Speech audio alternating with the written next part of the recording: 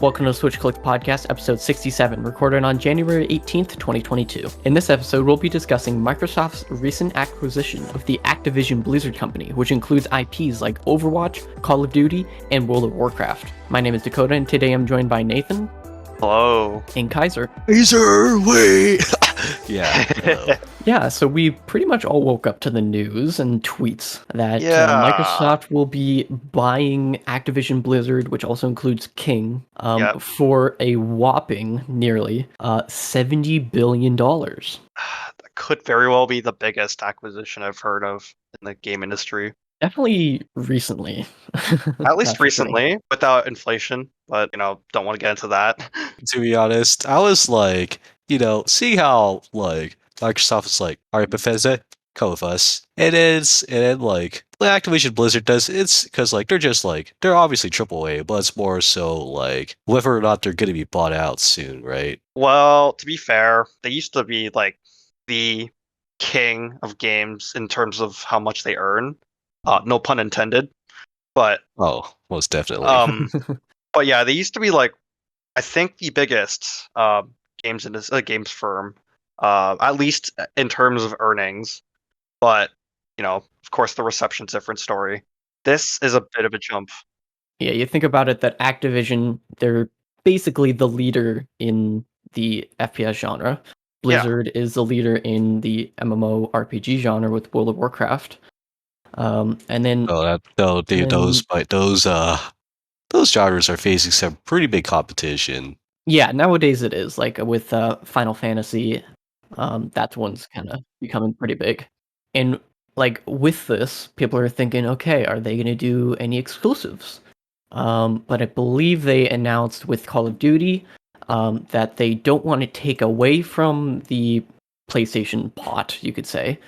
But they just want to. They're probably going to do some kind of exclusives. Well, if you think back all the way back to COD, I guess Modern Warfare 2 or something, it was back in the days of the 360 and PS3. They had the timed exclusivity deals, which then moved over to PlayStation. So I guess it's kind of a return back to that timed exclusivity stuff. Yeah, you could say that. It's always better for Call of Duty to go to the more popular console anyway. And kind of at the moment, there's no games on either of the consoles, you could say. Yeah. At least there's no game-breaking games. Doubt it, because it's either going to be PC or PC. That's going to be the body. It's pretty much. I think that's what the industry's turning into at this point. I would love to buy those games, but I just want Western developers to actually compress their games.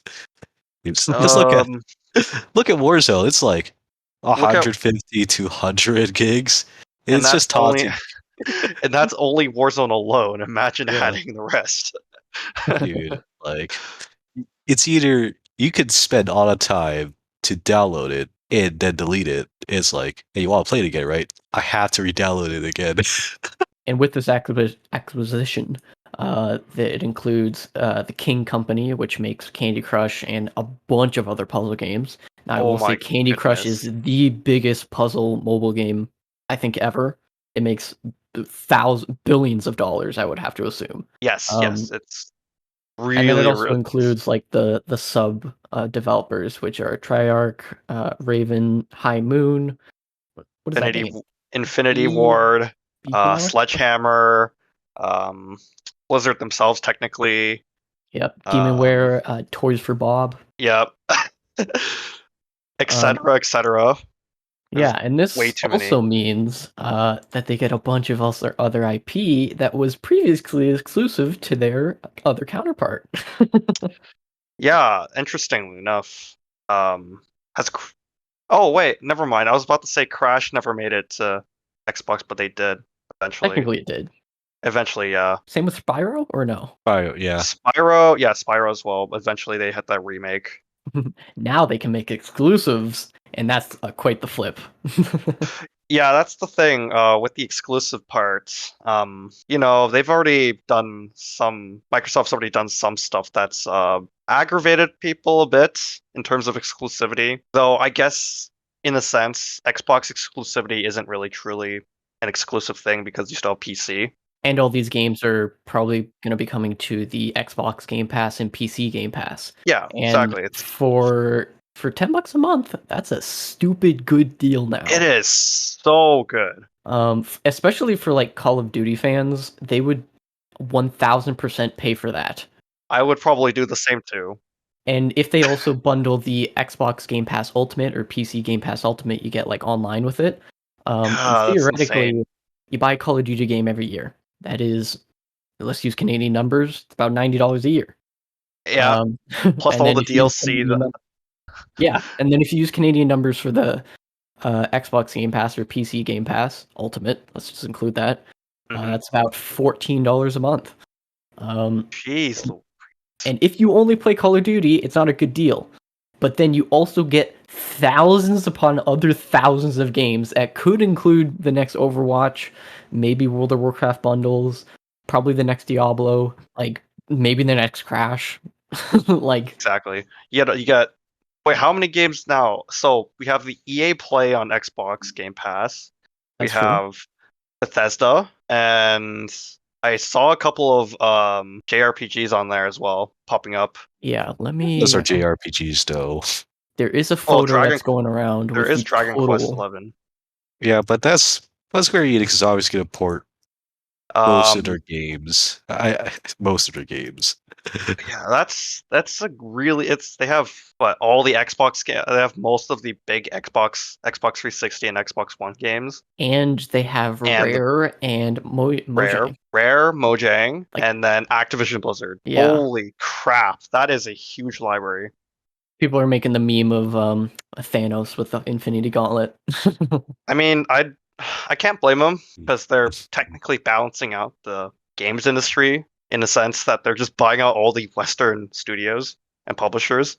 Yeah, it almost could be a monopoly, and with $70 billion, the government could stop it, but the government might have to get involved with this one. Well, to be fair, they didn't really stop Disney from buying Fox. Disney, though. It did take a few months in court to do lots of deals, so this is probably going to take a few months. The bigger the acquisition, the longer it takes, of course. Yeah, this was just the announcement today that they're buying it, and But I believe with the Bethesda one, it took about 5 months, if I remember, and then it was finally official. And then they could say a bunch of information like, okay, we're gonna put Starfield exclusively, stuff like that. I figured it would take much longer this time because, obviously they got a lot more firms Activision's got a lot more firms underneath them. With that in mind, I don't necessarily think it's the end of the game industry as some people would probably treat it as. Nah, Japan's still kicking. Japan's still kicking in here, and that's where Sony seems to be getting all their great exclusives from. Actually, that's a lie. Most of them Spider-Man.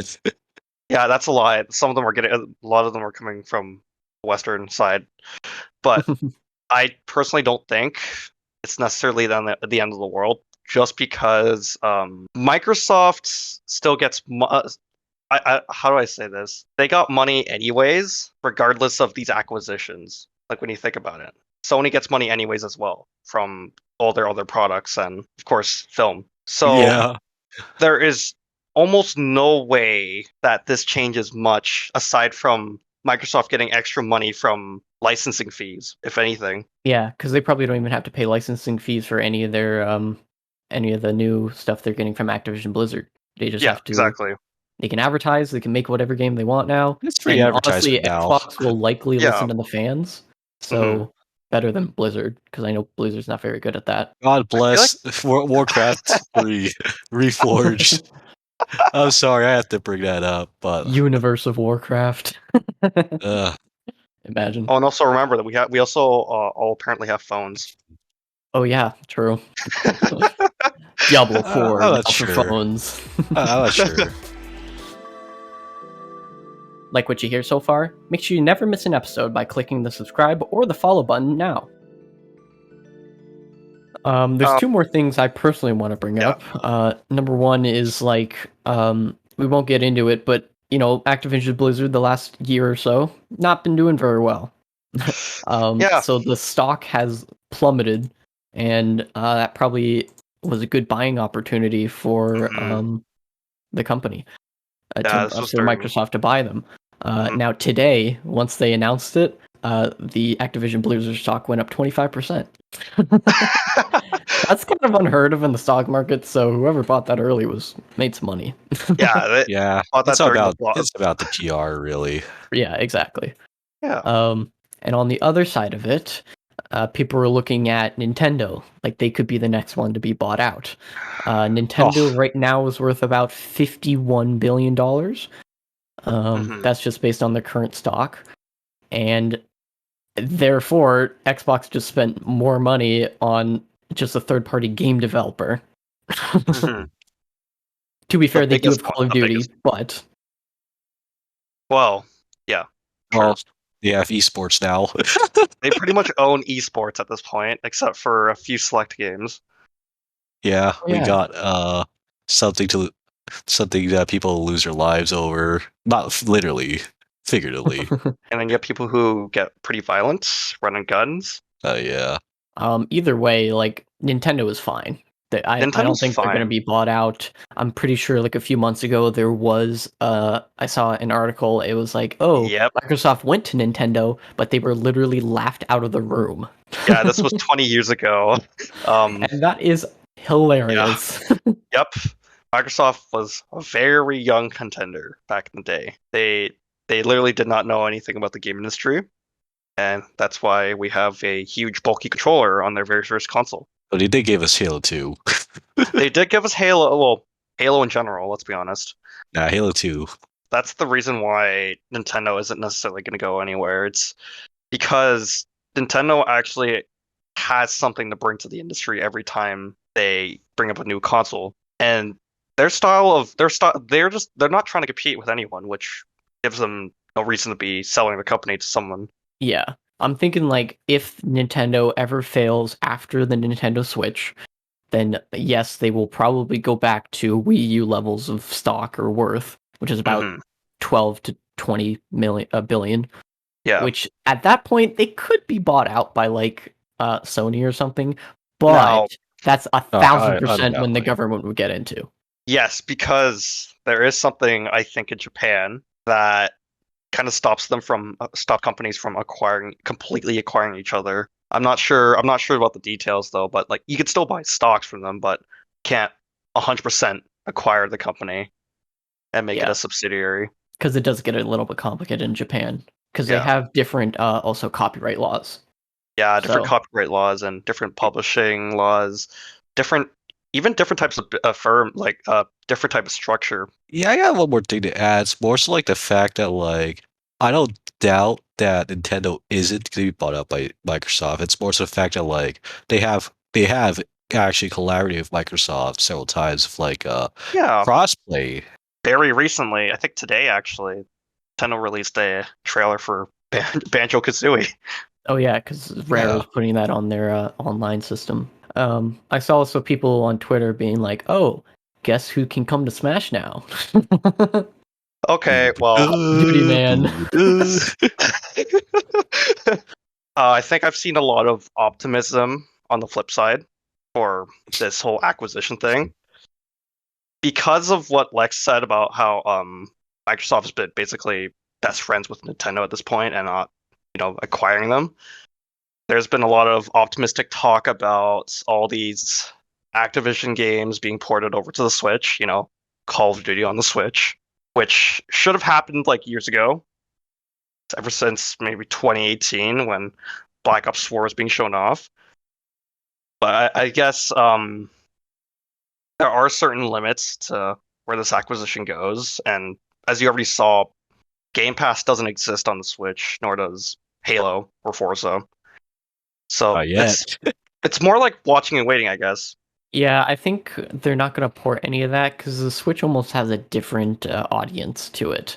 Yeah, at this point, a Call of Duty on the Switch is a little bit weird. Overwatch, that was a good fit. It's a cartoon shooter pretty much. Hey, wow, are you saying the Switch is a kids console? To a point. Like I have to assume the mass majority are children or younger people. Fair enough. Can't blame you there. I'm pretty sure they put a Diablo, right? They put Yeah, they did. Diablo. They put yeah. Yeah, I Diablo is think like a more arcadey game, which is Yeah. and it fits because you can just jump in, right? Yeah. And then like maybe we'll get was Tony Hawk on the Switch? The new I one? believe so. It is. Okay. Yes, I believe Yeah, so. again, that's an arcadey Mhm. game. Call of Duty, if we get a Call of Duty, it might just be a separate one with It'd be some type of pretty exclusive. COD Mobile. Yeah, It's not the fact that it's more so like convenience, really. Like, you're not gonna, you can't like exactly show up to a party saying, "Hey, who wants to play some Call of Duty?" You're gonna go like, "Hey, who wants to play some Mario Kart?" And you're yeah. not gonna say, Exactly. "Who wants to play? Who wants to watch me play Spider-Man?"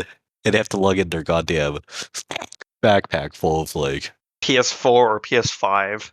and then they have to They set have- up all the wires. oh Yeah. boy, that's I'm sure some fans would probably like if maybe they ported some of the older games or something. definitely me. Definitely me. 100%. Like, I don't know, Black Ops 1, the original Modern Warfare, like Modern stuff like Warfare that. 1, 2, 3, World at War, Black Ops, and Black Ops 2. That's all I need. Yeah. And Even if it's just the campaign and maybe the zombies modes. yeah, anything just I just want to see COD on the Switch. Not a cloud game, but a actual water. Maybe if it's a watered down port, I don't care. You're gonna be waiting for a while, I'll tell you that. Or Couple probably decades. forever for Couple decades. infinitely, because I feel like Yeah. that's what a lot of game publishers are aiming for. Like even Sony, like seeing them port some of their games onto PC was insane. Like you said, for God of War. It's not just like God of War. Like we've seen examples of this before. You got Horizon Zero Dawn on Final and Fantasy VII Remake oh, that's on Epic Games, but still, still Well, counts. Still still counts. kind of consoles are becoming just simplified PCs at this point with exclusives on each side. Mhm. I think we will eventually see where, oh, you can buy an Xbox, you can buy a PlayStation, or you can buy a PC. But with the PC, you have to get all the parts, you have to set it up, you have to get the software correct and Yep. stuff like that. But with the Xbox, you plug and play, and PlayStation, plug and play. Well, technically not. You plug and pay for a subscription, then you can play. You You don't plug have a to pay. subscription, wait like 10 hours for updates, and then play. Yes. the 10 hours is a little generous, you know. Generous. It's generous. Okay. Wait 24 hours, and you also have to buy a game with it too. So you have to go out to the Yep. store and buy a game, and Or then you Download just it. or you spend $10, download a game for a day, and then you play. true. Or you realize that this console just doesn't buy have the console doesn't have a disk drive. Oh Yeah. my goodness. Oh wow. Yeah. Yeah, that's my biggest scare of the games industry at this point, because I'm sure Dakota has the same idea as me, but we kind of like having that physical copy of the game with us as part of a Yeah. collection. The feel, smell, and obviously look of the games. Even And that the taste. sense of having it on your shelf is satisfying, and I'm very scared that physical media is going to get phased out with this sort of acquisition being that, like they're trying to promote Xbox Game Pass. It's kind of scaring me. Yeah, and Activision Blizzard, like they live off of what's the word? Not evergreen games, but like they keep it going with DLC and additions and updates. But like games that you release and then you get people to pay more for. Overwatch Yeah. has their loot crates. Diablo, I'm not sure about Diablo. Call of Duty, they have a game every year plus DLC and Plus in-game Warzone. content.